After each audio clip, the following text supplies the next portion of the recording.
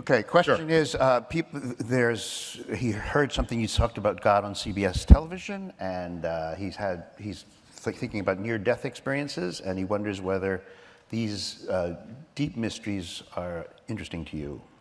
Okay, so one of the things we know from research in psychology, as well as just practical matters in the conducting of scientific experiments, is that one of the lowest forms of evidence you could possibly invoke is eyewitness testimony. Which is odd because it's one of the highest forms of evidence in the court of law, which disturbs me greatly. Mm-hmm. So if you come from a lab to a science conference and say, this is true, we say, how do you know this? Because I saw it. Well, that's really the end of your talk. And you just leave. And then we say, come back when you have a chart recorder, or you have, just give me something that does not have to flow through your senses. Because your senses is some of the worst data-taking devices that exist. And science did not achieve maturity, modern science did not achieve maturity until we had instruments that either extended our senses or replaced them. And Galileo, it's not an accident that we have modern science as I've described it, experiment, verification, these tactics, these methods and tools, began with Galileo and Francis Bacon, and Galileo was around 1600. That was the invention in that period of the microscope and the telescope. So it's not an accident that all this sort of came together at that time. So now we have people who are in the act of dying, and they come back from life, and they report on mental experiences. And that's intriguing. It's intriguing. But because it is in the realm of eyewitness testimony, you can establish it perhaps as a personal truth, but it will take more than that to establish it as an objective truth. And an objective truth is the kind of truths that science discovers. And it's the kind of truth that is true whether or not you believe in it, okay? It exists outside of your culture, your religion, your political affiliation. Personal truths, if I may consider that, would be, okay, Jesus is your Savior. That's your personal truth. You cannot convince someone else that Jesus is their Savior in an objective way. You have to persuade them. You have to persuade them in some cases by war, right? Look at the wars that have been fought between religions that did not agree about who was their respective saviors. Sure. Although if I walked on water, made you unblind, created loaves and fishes out of nothing, that would be amazing. I think, and we would investigate that, and we would say, "Whoa!" Yes, we would. It would be an amazing thing. And then if we cannot account for that by any other known laws of physics, and it's only happening with you, we'd wonder if you were like alien or something first, right? But no, it would be so easy to demonstrate divinity if in fact you had the power you wanted to display. Mm-hmm. But getting back to the gentleman's point, so part of this issue is, what does it mean to be dead? Okay, it used to be, did you fog a mirror that was held up in front of you while you were laying there on your bed, all right? And if you didn't fog the mirror, you were judged to be dead. They would put you in a coffin, and in some parts, it is told, there's a string that they put into the coffin as they buried you, and they put it over a tree branch and connected to a bell. If you woke up, you would pull the string, and that's where you get the term dead ringer, okay? You would pull the string, and you come rescue me because you buried a living person, okay? So, then it was you're dead because your heart stopped. Well, we know why a heart beats. It's electrochemical. So you do pa-chunk, the heart beats again. We got that one, okay? Well, is it when you're brain dead? Well, you can be brain dead, but your heart is still beating. And we can keep you alive. Are you dead yet? Well, no, because your heart's still beating. Is your brain functioning? No. Okay, I can tell you this, that if you're dead long enough so that your brain is deprived oxygen, and then we bring you back, you're not talking about seeing any lights because you're brain dead, okay? So, plus, this often happens to someone who is deathly ill to begin with, and where are they? They're in a hospital. And if they go into cardiac arrest or something critical, they take you from your hospital bed to an operating table. And what is sitting above an operating table? Lights. Bright lights. Okay? And so, if you say, oh, I was dead and I came back and I saw lights, maybe it's not all the cases, but it's many of the cases. Okay? Now, there were skeptics who tried to do an experiment. There are people who say they left their body, and they saw, we got some of those. Montesquieu. So here's what when was Montesquieu? He got rear-ended by some guy in a horse, fell off, flew up into the air, looked down at himself in agony, watched his wife come Wait, they had over. rear-end collisions in the era of horses? Montaigne, not Still, Montaigne. they had rear-end collisions in the era of Well, horses? you ride a horse with a guy behind you who's riding too fast. It's like a cab situation. Okay, I didn't know that. Okay. Okay. So, I didn't know that. Well, I love stopping you mid-sentence. Rear-end collision with the horses. Where was I? So there was an experiment. So there's some descriptions that are part of this near-death experience literature where they come above and they see themselves down there on the bed. Okay? So what they decided to do is for people who are about to die, they would write a message facing upwards to the ceiling above the bed and suspend it there. So if a person goes above their bed and looks down, they'd be able to read the message. So when they rejoin their body, they should then tell us what message they saw. That's never happened. It's just no. That's a no. Now, I have a cousin who, when her father died, was alone with him in the room, and he's in an open casket. And she's otherwise completely rational, okay? I'm not saying this is a crazy person. She's a real estate agent, okay? Speaks for itself. Okay. Among other okay. So she's in there. She tells me of a conversation she had with her dead father. And I said, was it in your mind? No, he sat up and spoke to her. I said, what was the conversation? And she said, well, he said, don't worry about him, he's in a better place, this sort of thing. So, this is her eyewitness testimony. I'm not going to say it's wrong, I'm just saying it's not scientifically useful. That's all I'm really saying here, okay? I told her, next time this happens, ask these questions and not those questions, okay? Don't say, are you happy? No, say, are you wearing clothes? Where are you? Where did you get your clothes? What temperature is it? Just ask questions. Like, this is an amazing scientific experiment you could be performing. So that's my lesson to all of you, that if you find yourself in that situation, okay? Because if a dead person sits up and starts talking to me, oh my God, my iPhone is coming out, I'm getting chart recorders, I'm gonna be all up in that as an experimenter, okay?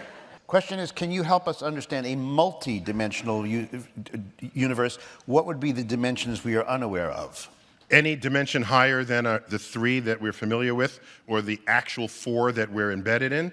We live in a 4-dimensional world. And that might sound a little flaky or freaky, but consider the following fact. You have never met someone at a place unless it was also at a time. And you have never met someone at a time unless it was also at a place. That requires 4 dimensions of coordinates. Wait. What about in a dream? Is the dream happening inside your head? Yes.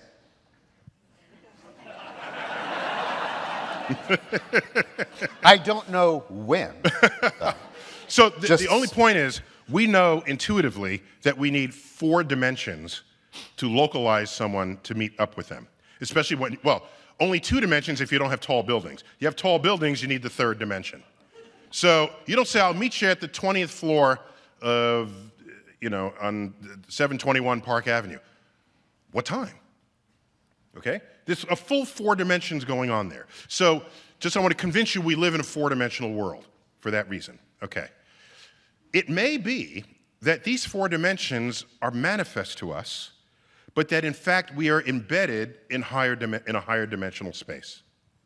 And string theorists on the frontier of this exercise are hypothesizing at least 10 dimensions to account for everything we see in the universe, even if we do not directly measure those dimensions themselves.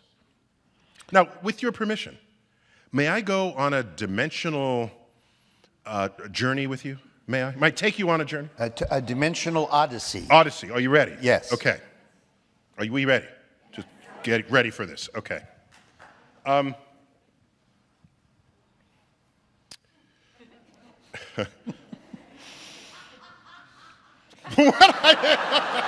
So, I'm at my desk, and the desk is a surface, okay? And I start putting pages down on the desk. I'm tiling them on the desk. And then I run out of room. I have exhausted the 2 dimensions of the surface of my desk. We have ways of accommodating this problem. And so we have page organizers that go upwards.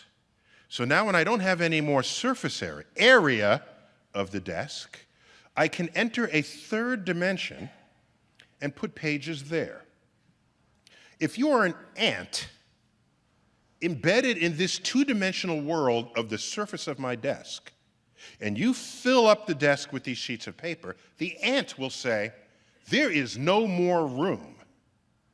And I say, yes, there is, watch me. And I take a piece of paper off the desk, put it in the page organizer, and according to the ant that's embedded in the 2 dimensions, that page disappeared.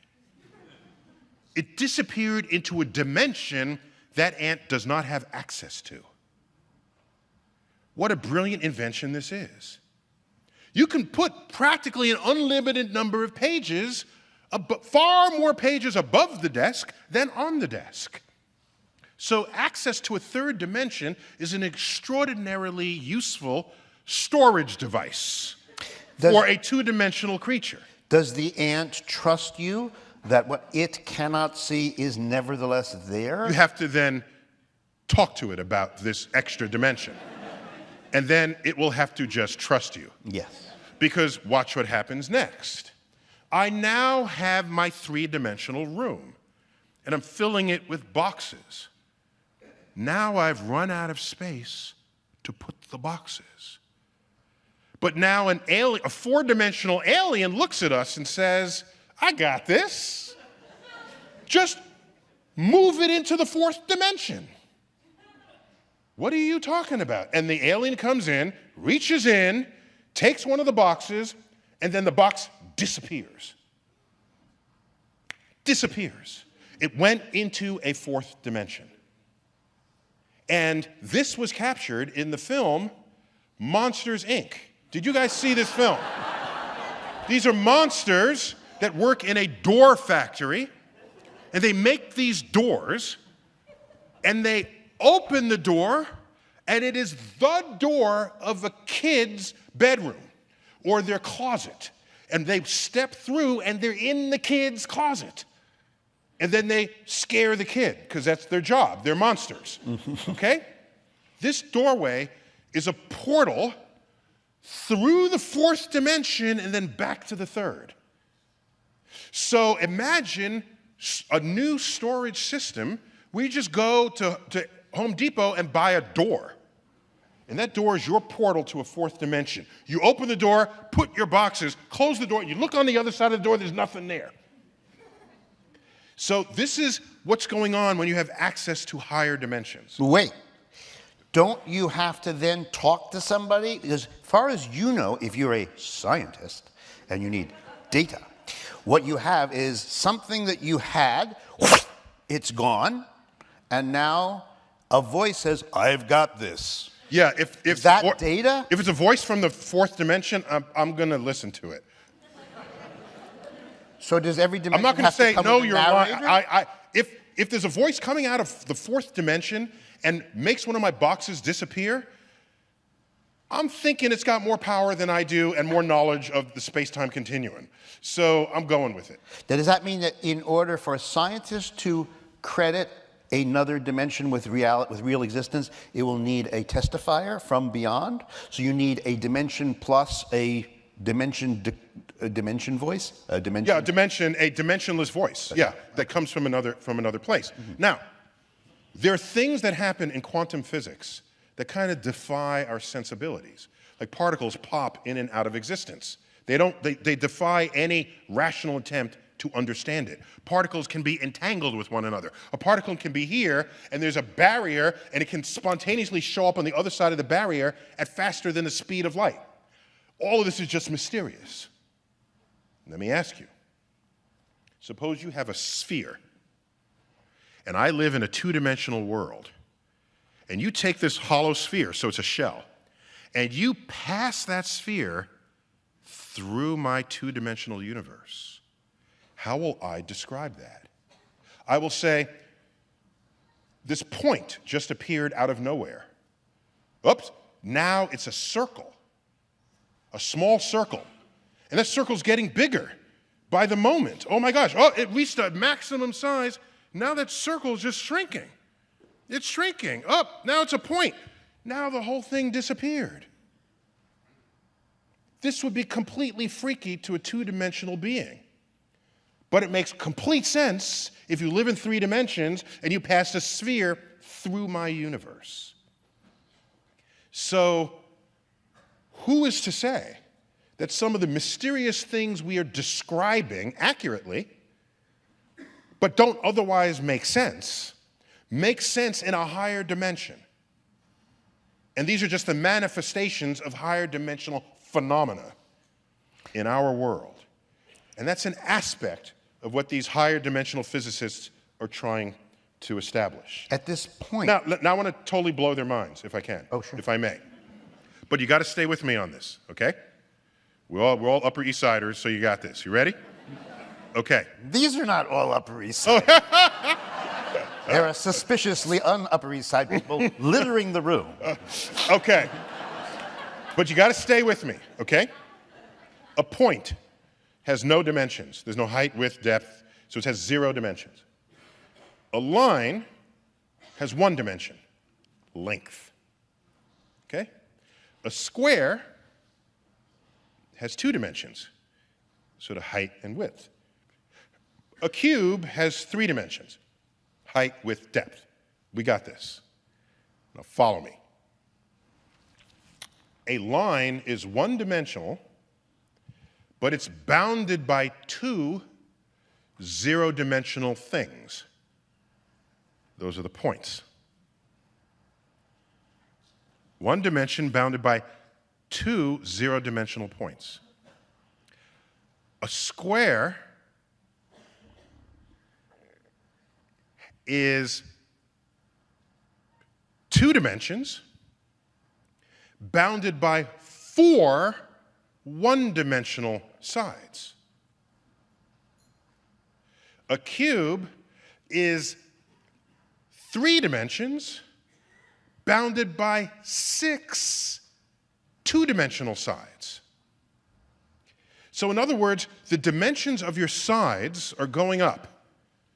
Your line is bound by 0-dimensional points. Your square is bound by 2-dimensional lines. I mean, by 1-dimensional sides.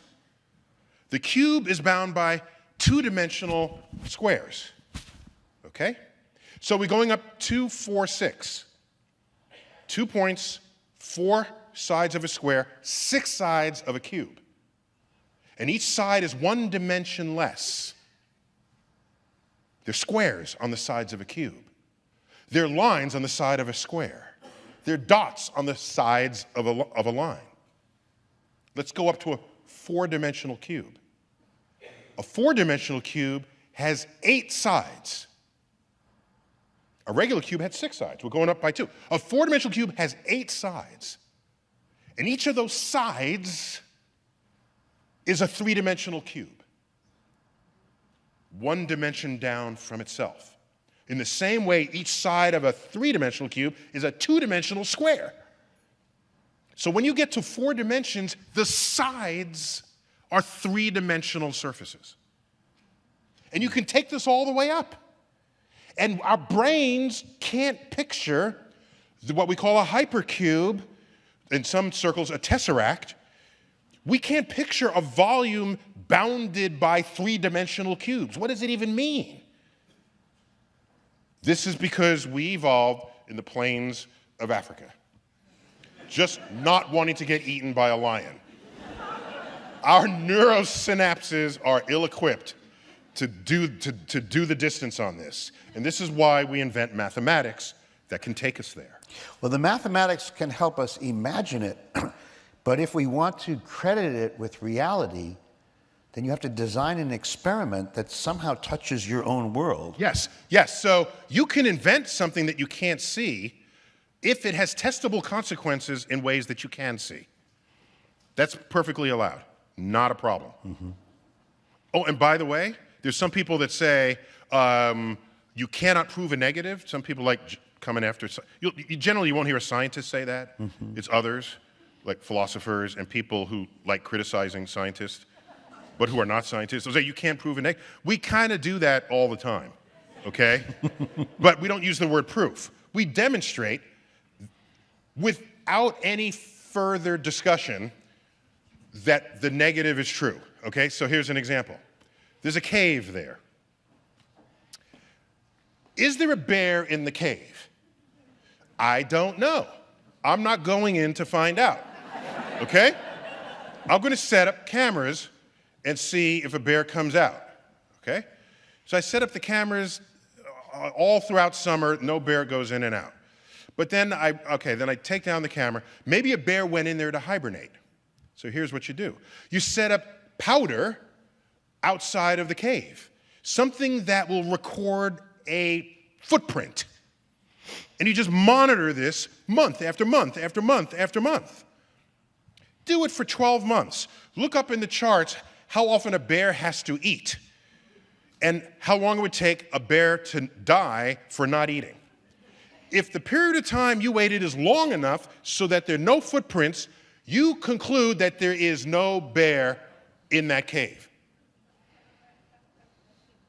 I just demonstrated a negative sufficient enough for me to no longer pose that question and go on to another problem. But if you are so distracted that it's not a formal proof of a negative, then you could just keep sitting there wondering while the rest of us decode the nature of the universe. We have, for the last bear in the cave, but I guess let's see. Oh, by the way, maybe the cave is not a closed cave. It might have a rear door. It might have a back door. Yeah. Okay, that's possible. I suppose that's possible. So then the assumption that there's no bear in the cave would be wrong. But Or the cave could have a cave, and that cave could have another cave. You see, there's just so much to worry about. Right, and so you will sit there, arrested by your own capacity to doubt an experimental reality. Yes. While, like I said, the rest of us go and keep making discoveries. Well, yes. we have time for one more question. If you're in your career as a scientist, if there is one question that you wish to address, what would that science question be? Yeah, okay, so I'm going to give an answer, but then I want your permission to give you a kind of a cop-out answer. So I'll give both, a full answer and then a cop-out answer. My full answer is, I wonder if, in fact, the human intellect is sufficient to actually decode the full operations of this universe in which we live. Ah. And it's not specifically an astrophysical question, it's just more, we are an intelligent species because we defined ourselves that way. We don't have the benefit of another species to compare ourselves with, against whom we might fail miserably. And so when we compare ourselves to chimps, we sit up righteously and say, we have poetry and the Hubble telescope and philosophy, and the chimp just stacks boxes to reach a banana. Yet there's only 1% difference in our DNA. But then you'll say, what a difference that 1% makes. And I would say maybe that 1% DNA difference corresponds with an equally small difference in the intelligence between a chimp and humans. And you say, I can't believe that. No. Well, imagine some other species that visits us that's 1% along on that same scale, smarter than us. Consider, the smartest chimp does what our toddlers can do. And there's no way you will explain to a chimp, I'll have dinner ready at 6:30, can you pick up some juice on the way home? The simplest human thoughts are inconceivable to a chimp. And their talents are about what our toddlers can do. So let's get back to this 1% smarter alien that we've discovered. Corresponding this analogy, we now say, what would we look like to them? Well, they would roll Stephen Hawking forward after combing the human species, and they'd say, this one is slightly smarter than the rest because he can do astrophysics calculations in his head like little Timmy over here, who just came home from preschool. Oh, Timmy, you just composed 3 sonnets. Isn't that cute? Let's put it up on the refrigerator door. Oh, you just derived the fundamental law of calculus. Isn't that cute? Put it up on the refrigerator. Their simplest thoughts would transcend our deepest thoughts.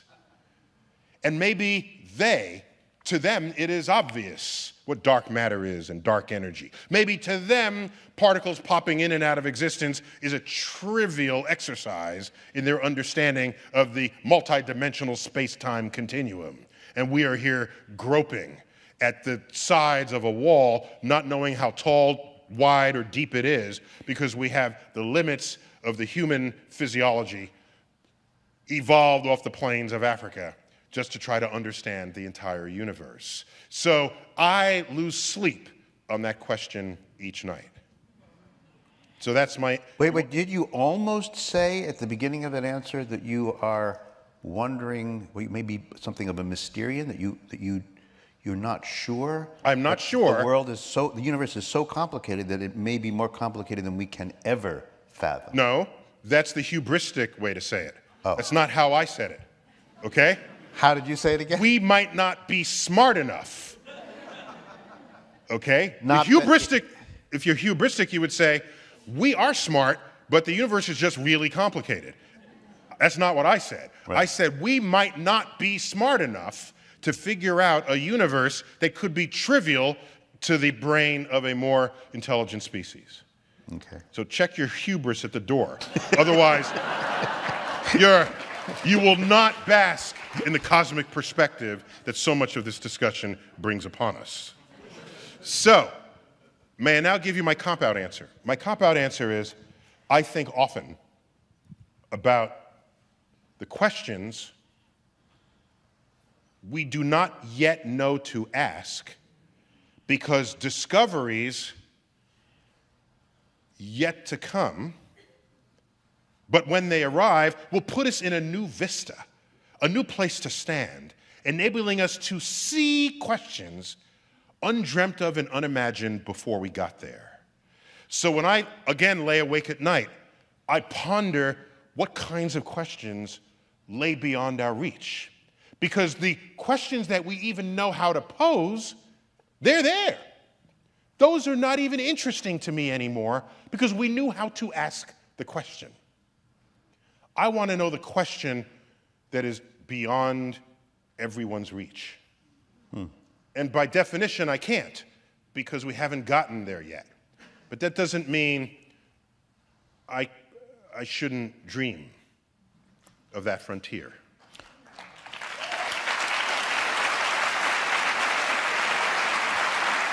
And That sounded like a coda to me, I gotta say. Like I could hear the orchestra playing through. may I offer a better coda? Yes. And then we'll let you go. But I Yeah, we kinda went here wanna hear long. this. Sorry, we went long.